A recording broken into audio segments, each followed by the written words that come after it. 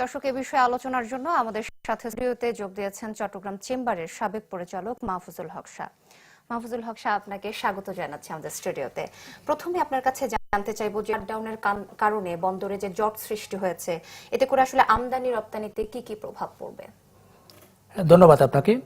আসলে গত এই কয়দিনে বিশেষ করে এনবিআর এর শাটডাউন, স্বল্প কর্মবিরতি সবকিছু মিলে একটা অরাজক পরিস্থিতি সৃষ্টি হয়েছে। বিশেষ করে বন্দর কেন্দ্রিক যেই আমদানি রপ্তানি কার্যক্রম আছে অলমোস্ট দুবড়ে পড়েছে।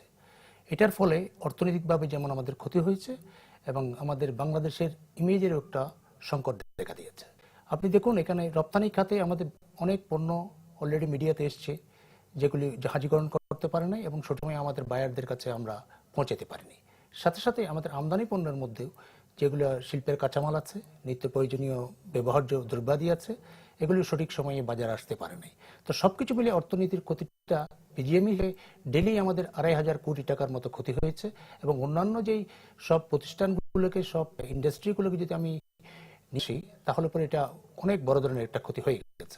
এর সাথে সাথে আরেকটা বিষয় বলতে চাই, সেটা হচ্ছে সরকারের রাজস্ব আদায়ের ক্ষেত্রে একটা বড় ধরনের ঘাটতি দেখা দেওয়ার সম্ভাবনা আছে, যদিও আমরা সবসময় টার্গেটের থেকে পিছিয়ে আছি।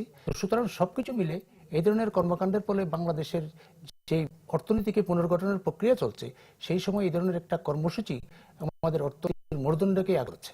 তাহলে এই সংকট তৈরি হয়েছে, সংকট থেকে উত্তরণের উপায় কি? সংকট থেকে উত্তরণের উপায় হচ্ছে, আমরা প্রথমেই বলবো সরকার যে সিদ্ধান্তটা গতকাল নিয়ে, সেই সিদ্ধান্ত আগে নিলে হয়তো আমরা এই সংকট থেকে বাইরে থাকতে পারতাম।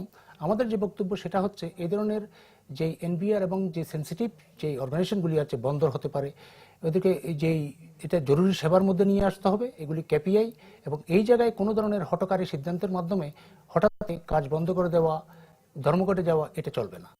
এটার ব্যবসাকে কঠোর হতে হবে। আর সরকার যে সংস্কার প্রক্রিয়াগুলো হাতে নেয় সেটা সুন্দরভাবে অতি সত্বর সমাধান করতে হবে। যেহেতু অর্থনৈতিক কর্মকাণ্ডের সাথে আমরা জড়িত আছি, দীর্ঘদিন থেকে আমাদের পক্ষ থেকে দাবি ছিল এইসব প্রতিষ্ঠানগুলোকে যেন একটা সুষ্ঠু, সুন্দরভাবে, দুর্নীতিমুক্তভাবে যেন পরিচালনা করা যায় এবং বাংলাদেশের অর্থনীতিকে এগিয়ে নিয়ে যাওয়ার জন্য বর্তমান সরকার যে উদ্যোগগুলি নিয়েছে, প্রশংসনীয় অনেক উদ্যোগ আছে এখানে।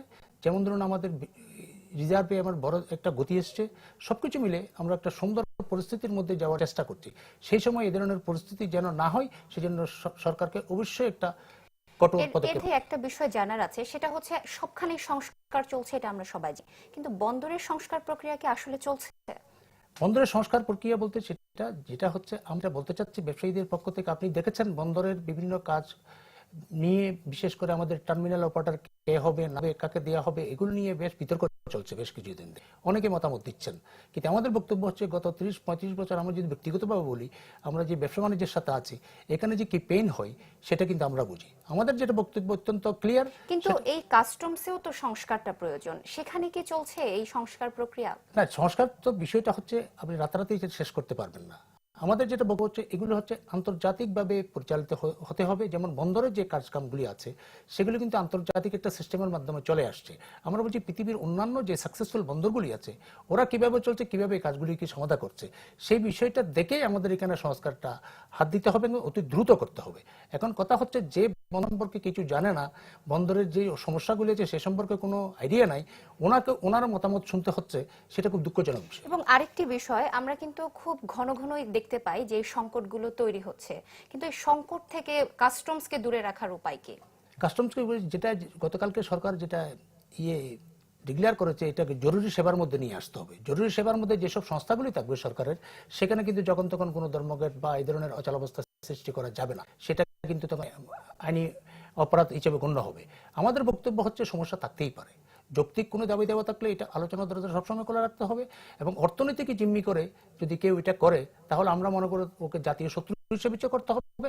ওর বিরুদ্ধে বাংলাদেশের আইনে ছোট করে যদি আপনার কাছে জানতে চাই, এক বাক্যে আপনার কাছে যেটা জানা, সেটা হচ্ছে, এই যে চলমান প্রক্রিয়া, এটা তো চলমান থাকবে, তো সেক্ষেত্রে বন্দর বলেন আর কাস্টমস বলেন, ভবিষ্যতে এ ধরনের সংকট এড়াতে কি কি পদক্ষেপ নেওয়া উচিত? আসলে ভবিষ্যতে এই ধরনের সংকট এড়াতে যে পদক্ষেপগুলো নিতে হবে, সেটা হচ্ছে এইসব সংস্থাগুলির সাথে যারা কাজ, বিশেষ করে আমাদের অর্থনৈতিক কর্মকাণ্ডের সাথে যারা জড়িত আছেন, স্টেক হোল্ডার যারা আছেন, ওনাদের সাথে মতামত নিয়েই সুন্দরভাবে কিভাবে এইসব সংস্থাগুলিকে পরিচালনা করা যায়, সেভাবে সরকারকে একটা সিদ্ধান্ত গ্রহণ করতে হবে। এইখানে সরকারের একটা দৃঢ়তার প্রয়োজন আছে। আমরা দীর্ঘদিন থেকে এই বিষয়টি, বাংলাদেশের অর্থনীতি হচ্ছে আমাদের মূল যেই দেশের জন্য ইম্পর্টেন্ট একটা ইস্যু।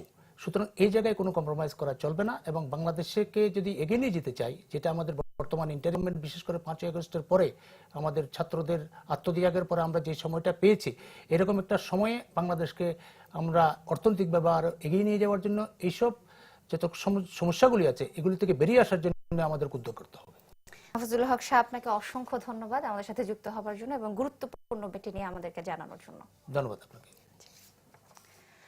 দর্শক, আসলে কথা বলছিলাম চট্টগ্রাম চেম্বারের সাবেক পরিচালক মাহফুজুল হক সাহেবের সাথে। বর্তমান যে কাস্টমসে যে শাটডাউনের একটা সংকট এবং বন্দরে যে শর্ত তৈরি হয়েছে, এই বিষয়টি নিয়ে আসলে বিস্তারিত আলোচনা করার চেষ্টা করছিলাম।